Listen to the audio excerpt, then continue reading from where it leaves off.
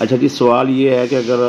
انتقال جو ہے وہ عمل درآمد ہونے سے پٹواری سے رہ جائے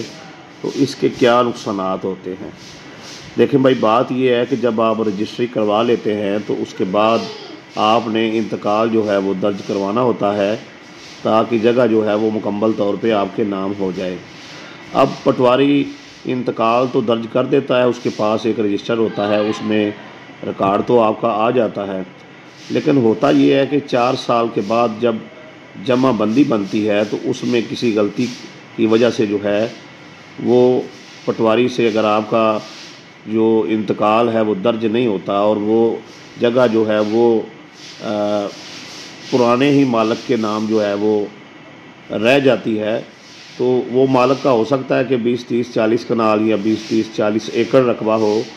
تو وہ بھی خیال نہیں کرتا اور فردیں نکال کے جگہ جو ہے وہ بیچتا رہتا ہے۔ تو اگر آپ کے انتقال پر جو ہے وہ عمل درآمد نہیں ہوا اور وہ رہ گیا ہے تو اس کا نقصان یہ ہو سکتا ہے کہ وہ زائد بیع کر جائے گا، وہ رقبہ دوبارہ اس کے نام ہے۔ اس طریقے سے اور بھی کئی لوگوں کے انتقالات اگر رہ جاتے ہیں تو وہ دوبارہ سے فردیں نکال کے وہ جگہ جو ہے وہ سیل کر سکتا ہے۔ اب اس سے بچنا کیسے ہے؟ دیکھیں، بات یہ ہے کہ آپ اپنا رجسٹری جو ہے وہ جب کروا لیں، اس کے بعد انتقال کروا لیں،